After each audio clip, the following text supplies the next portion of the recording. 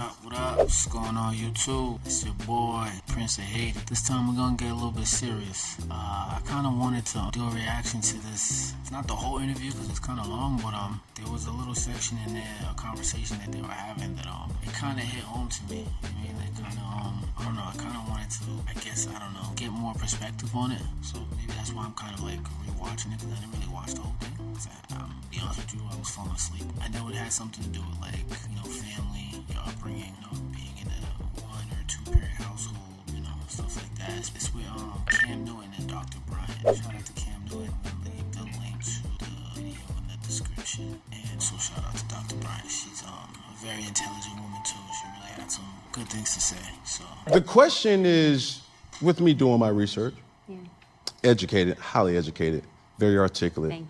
So I'm really curious to know this question. Were your parents married? They were not.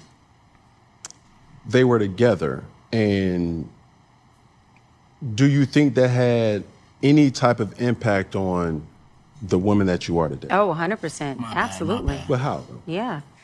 I love that question. It impacted me in a lot of broken ways, but it impacted me in a lot of really healthy ways. Contrast, which is something most people don't like, really is our best friend.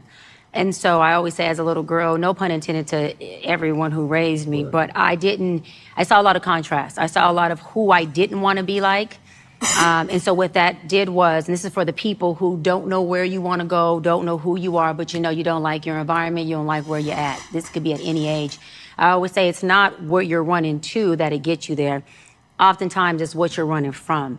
And for me, it was me running from my contrast, saying, I don't want to be that, or that. I don't know who I want to be at this point. When I was a younger, I don't know where I'm going, but I put my track shoes on, Cam, tied them up, and y'all may see these really pretty heels on today, but I say it every day, my track shoes would never come off because me running from that has gotten me to a place of, as you said, and thank you, being very educated, to being able to take care of my mother and my family, to being a doctor, to doing things that broke so many generational curses. But it also created a very broken young girl, which caused me to have to just self-reflect and take inventory on why do I behave like this, and why do I show up like this, and what is it rooted to, what is that associated to? And so for me, getting to the seeds of my harvest allowed me to really have a sense of self, of who I am, and where to come from. And then when you do that, it allowed me to have this intense forgiveness for my mother and her addiction, because finding out who I am helped me really understand who she was. And it helped me have compassion for trauma when I started to understand how hard trauma was for me. And I wasn't even addicted to anything but my trauma, because that's all I knew. And so it's magical when you start to take the finger from here to here to here and then to here, because you get to understand you, and understanding you start to really have compassion for everybody, because there's nothing about me, if I understand me, that you haven't similarly either felt or experience, where I can't connect and have compassion for you in that pain pocket or in that trauma. So it's a blessing. See, I don't know if you really caught what she was saying, but what I picked up, from what she was saying, what I got was how she was able to still not force herself to become a statistic and make good choices in life because she grew up in a single person household. You know what I'm saying? She mentioned her mother was on drugs for a little bit, but she mentioned how that if it wasn't for her forgiving her mother after she recovered, she probably wouldn't have been able to continue on becoming great as she is today.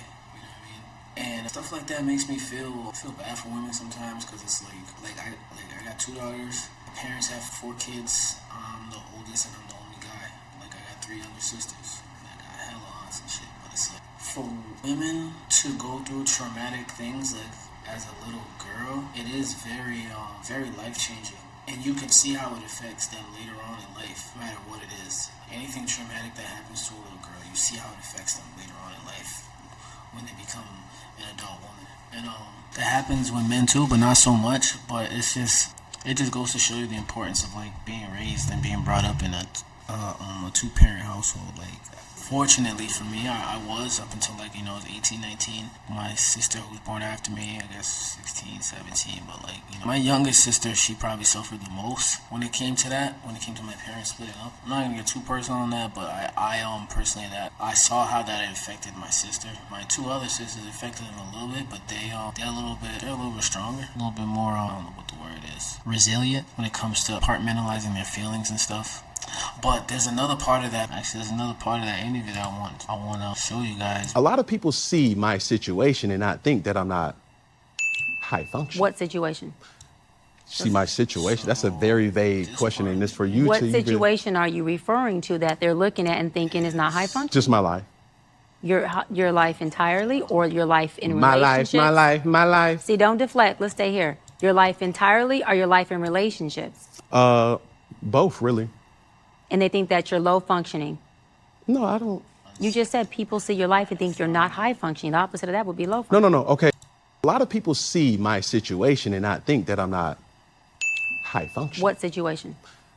See my situation? That's a very vague question, and it's for you What to situation are you referring to that they're looking at and thinking is not high functioning? Just my life.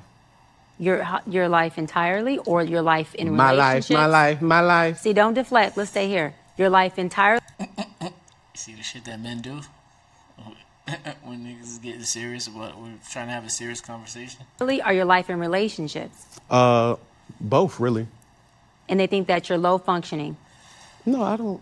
You just said people see your life and think you're not high functioning. The opposite of that would be low functioning. No. Okay, so here you go. You're trying to take my intentions away from this. Can I correct it? Yeah, go ahead. Or can I give you more? Yes, more information. Heck yeah. So, I'm not married, right? I have beautiful children. How many? 8.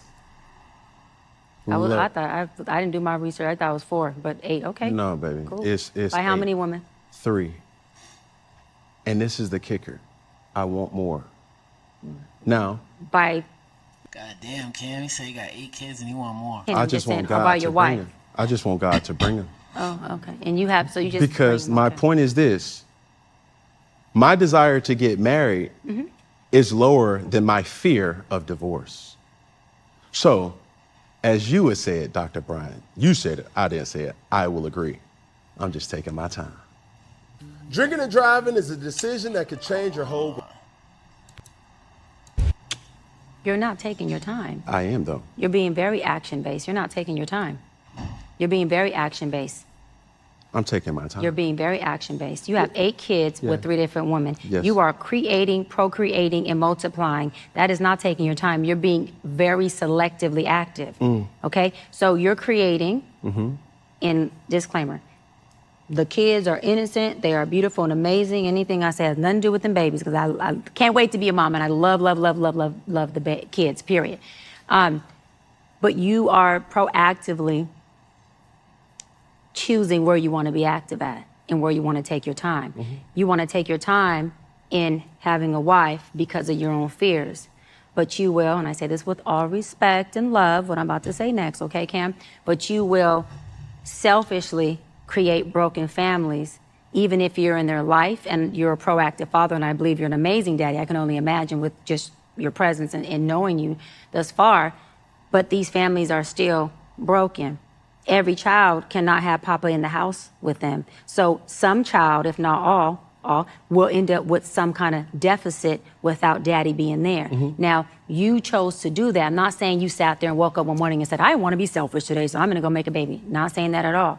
But those are selfish acts at the expense of your fear. So at what point do you feel the fear, do it anyways? And yeah, that is a low functioning behavior. To say that I am going to create these homes. Let me go better. I'm going to build these houses and put kids and these beautiful women and kids in them, but I ain't going to create a home in them. I'm going to wait till I dissipate my fear to find a wife where I'm still going to be fearful with, because there's no such thing as not having some type of nerve or some type of feeling behind marrying somebody who you're spending your life with. And then I'm going to build a home with her while all these other beautiful babies have houses.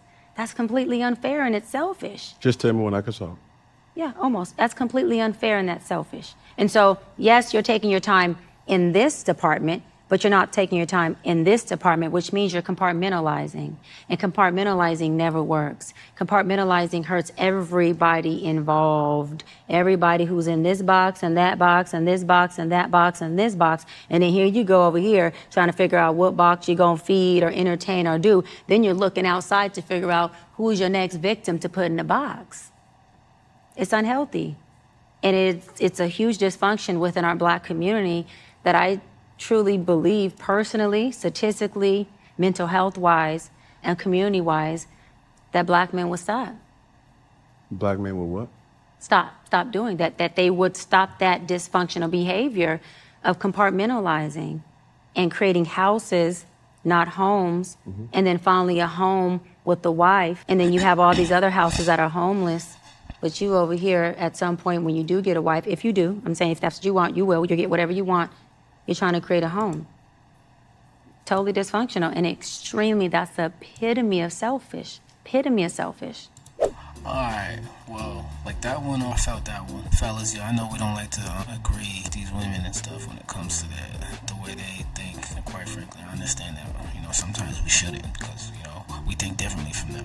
But, me being a father, I have 2 kids. And, I'm gonna just be real. If you don't have 2 kids by 2 different women, and as they get older and as the years get by, I think more and more about the fact that they're not gonna be in the same household every single day. Like my kids spend time together, they see each other and stuff like that. But like she was saying, there was a point in time where I felt selfish because this one lives over here and this one stays over here, and it's just, I have a great relationship with both my kids' mothers, but it's just, moving forward, the next relationship I choose to be in, for me, I that's gonna be number 3, so that one kind of has to work, But like I said, I'm not gonna get too deep in my personal stuff. I just feel like when it comes to me and my kids, I do feel guilty sometimes because they don't always get to see me every single day. You know what I mean? I'm not one of those weekend dads, but I went from an everyday to